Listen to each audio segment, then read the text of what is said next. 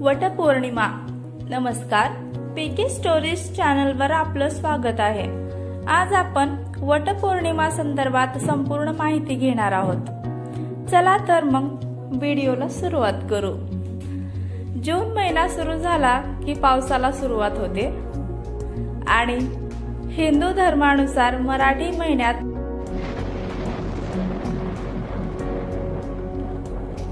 अनेक सण उत्सव सुरू होतात.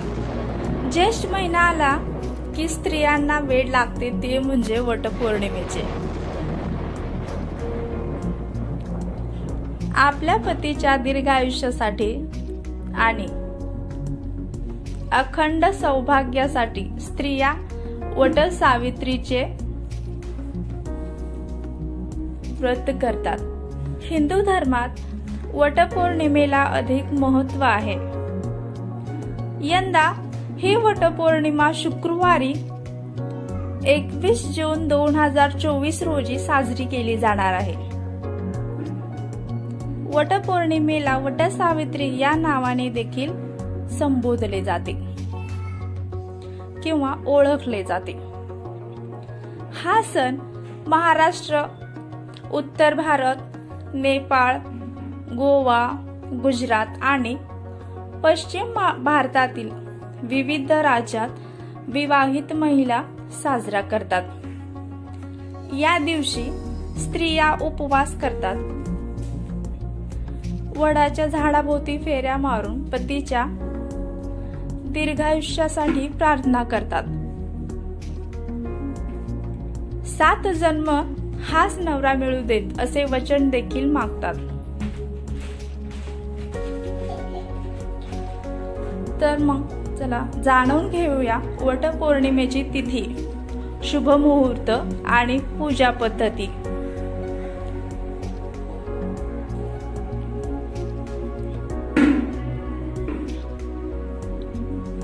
पहिल्यांदा पाहूया वटपौर्णिमा 2024 मधील तिथी. यंदा ज्येष्ठ महिन्यातील पौर्णिमा तिथी शुक्रवारी 21 जून 2024 रोजी आहे. त्यामुळे या दिवशी स्त्रिया वटपौर्णिमेचे व्रत करतील. पौर्णिमा तिथी 21 जूनला सकाळी 7:31 सुरू होईल आणि 22 जूनला संध्याकाळी 5:37 संपेल. चला तर पाहूया वटपौर्णिमेच्या पूजेचा शुभ मुहूर्त.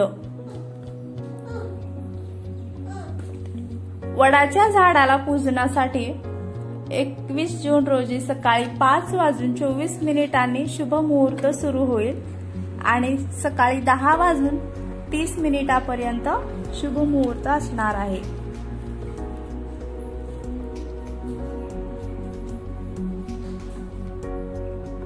विवाहित महिला वडाच्या झाडाला का पूजतात? चला याचं कारण पाहूया.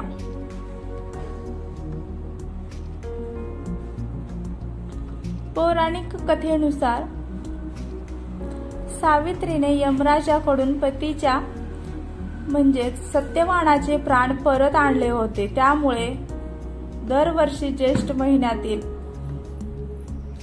शुक्ल पक्षातील पौर्णिमेच्या तिथीला वटसावित्रीचे व्रत करतात. तसेच आपल्या पतीच्या दीर्घायुष्यासाठी व्रत करतात. चला आता पाहूया वटपौर्णिमेचे महत्त्व.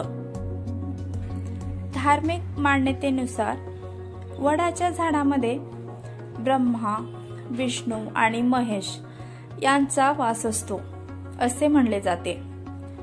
कथेनुसार वडाच्या झाडाखाली सावित्रीने आपल्या पतीला पुन्हा जीवनदान दिले होते असे सांगण्यात आले आहे. वडाचे झाड हे धार्मिकरित्या जितके महत्त्वाचे आहे तितकेच शास्त्रीय दृष्ट्या सुद्धा वडाचे झाड हे खूप महत्त्वाचे आहे. वडाचे झाड 100 वर्षापेक्षा अधिक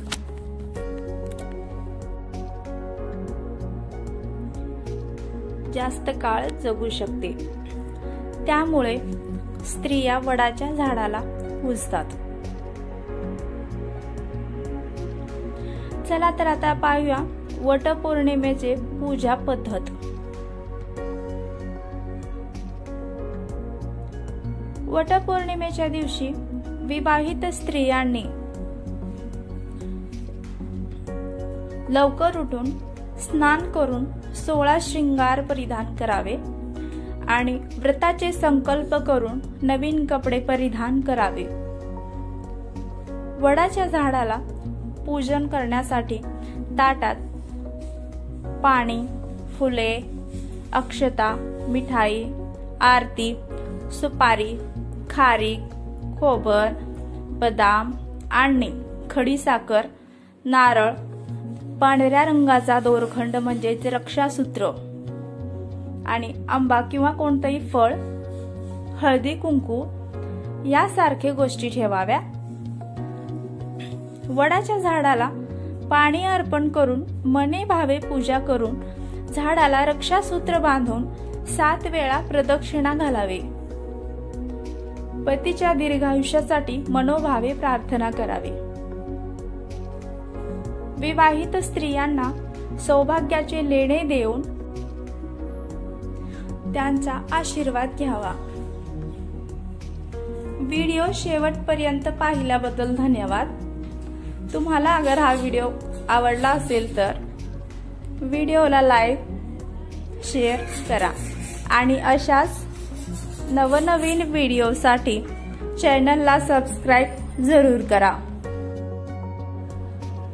धन्यवाद।